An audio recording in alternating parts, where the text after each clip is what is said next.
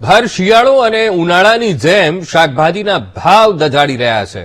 શિયાળામાં શાકભાજી સસ્તી થવાને બદલે મોંઘી થઈ રહી છે અને ડુંગળી ટામેટા બાદ લસણના ભાવમાં પણ ભડકો જોવા મળ્યો। રિટેલ માર્કેટમાં 1 કિલો લસણનો ભાવ 400 રૂપિયાને પાર પહોંચી ગયો છે। તો શિયાળામાં લસણ અને આદુની માંગને લઈને ભાવ ઊંચકાયા છે। હોલસેલ માર્કેટમાં લસણના 300 જ્યારે રિટેલ માર્કેટમાં 400નો ભાવ બોલાઈ રહ્યો છે।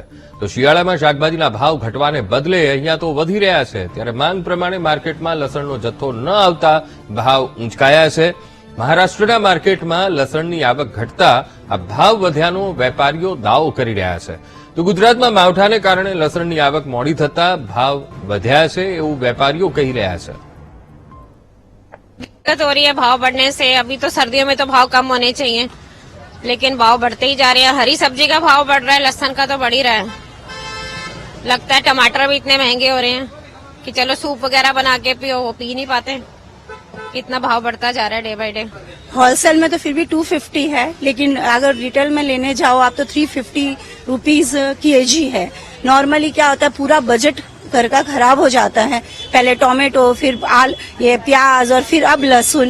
तो फिर आम जनता बेचारी लहसुन कैसे अफोर्ड करेगी। और ठंडी में तो लहसुन ज्यादा चाहिए लोगों को, क्योंकि आपकी सेहत के लिए भी अच्छा होता है। तो अफोर्डेबल ही नहीं होगा तो खाएंगे कैसे लहसुन। मुश्किल हो गया है इसको मैनेज करना।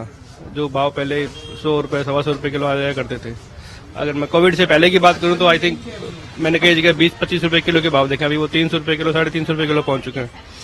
तो ये कहीं ना कहीं घर का जो ओवरऑल बजट है वो बिगड़ गया है।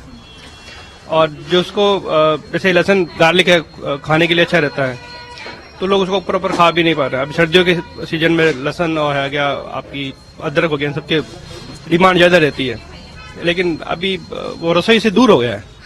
देखना पड़ता है कि उसको कितना यूज करें कितना यूज नहीं करें। લસણનો ભાવ વધી ગયો સર એવું છે કે બહારગામથી માલ આવે છે અને જે માલ આવે છે એ બી ઓછી માત્રામાં આવે છે, જેથી કરીને લસણના ભાવમાં ઉછાળો જોવા મળે છે।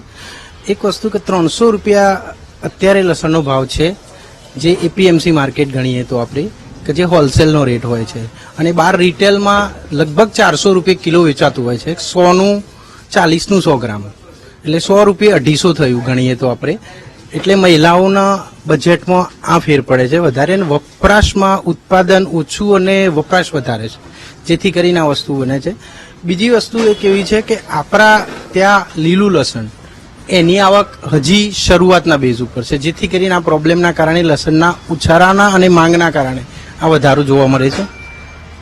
આના હિસાબે લસણનો ભાવ અત્યારે ગણીએ તો 300 રૂપિયા એપીએમસી માર્કેટ બતાવે છે।